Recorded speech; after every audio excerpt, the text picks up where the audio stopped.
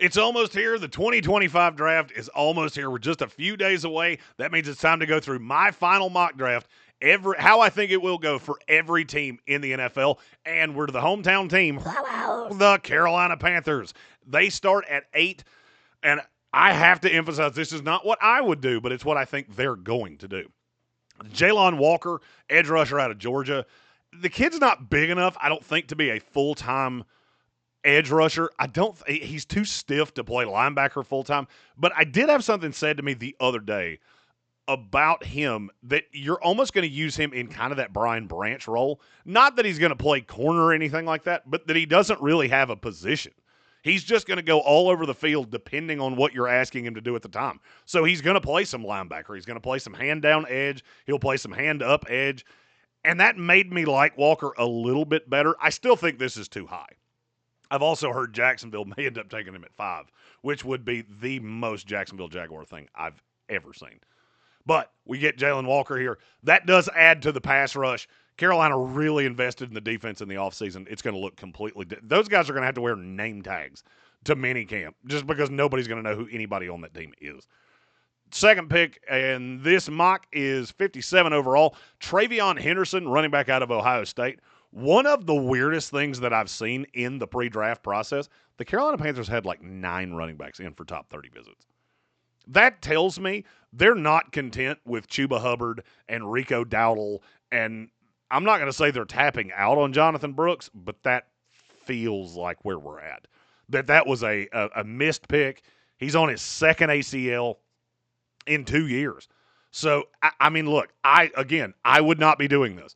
But Carolina's had a ton of running backs in the room for visits. And if you're going to add one that does something you don't have right now.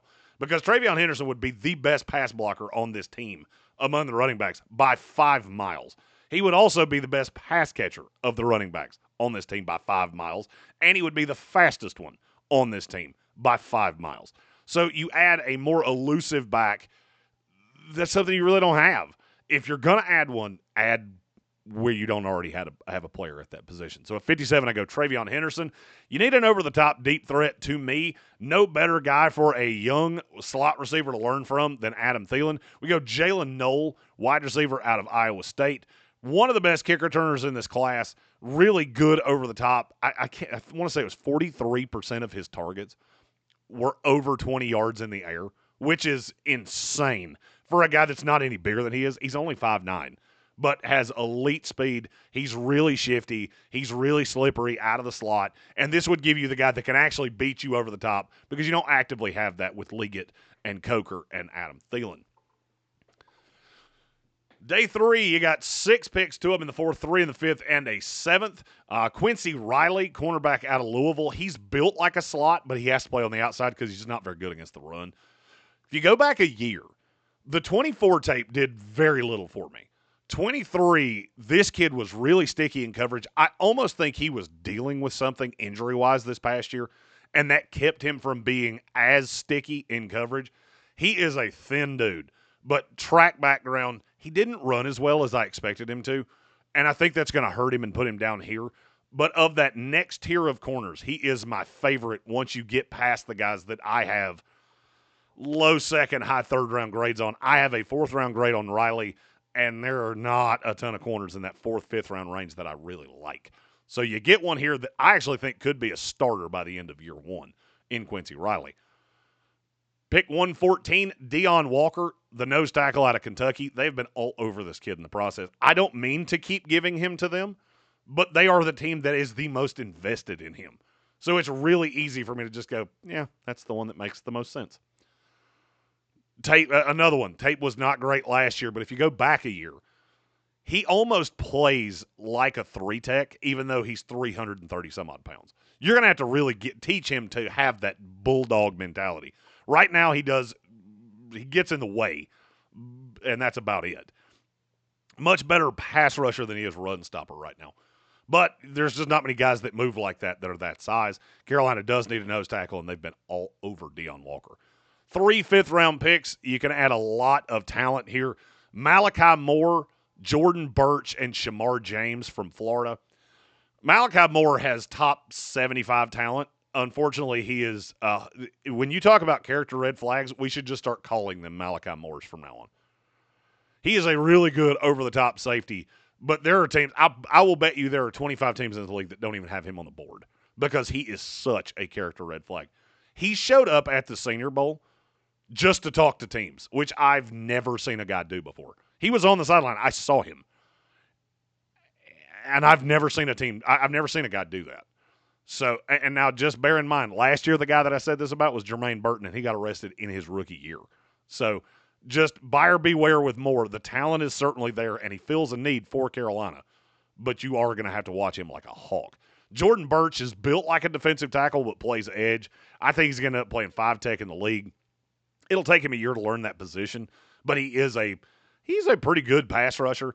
I think a lot of that he benefited from having Jamari Caldwell and Derek Harmon. But even with that, I do think he is worth a pick right here in the middle hundreds. I see him go higher than that, and I don't buy it.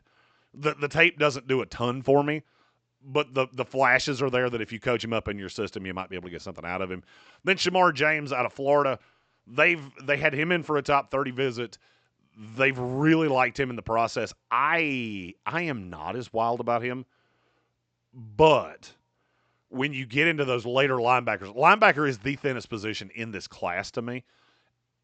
And I look at that selection of Jalon Walker. I do think Shamar James and Walker could play together because I think a lot of what James does is what Walker doesn't. So if you can be patient with him, take the time, he can ultimately be that actual interior linebacker in this defense. And then a player that they've been on through the whole process that's a smaller school guy, Carter Runyon, tight end out of Towson. Not sure that they would actually invest a draft pick in him, but he was in for a top 30 visit and has been a guy that they've been really interested in over the course of the process. Super raw. I had him as like 700 overall, but I did watch a little bit more of him, and he's fine. There are other tight ends in this class that I like considerably better that you can get at that range, but he seems to be a guy that Carolina is invested in. What do you think of this mock draft? If you're a Carolina Panther fan, do you like it? Do you hate it?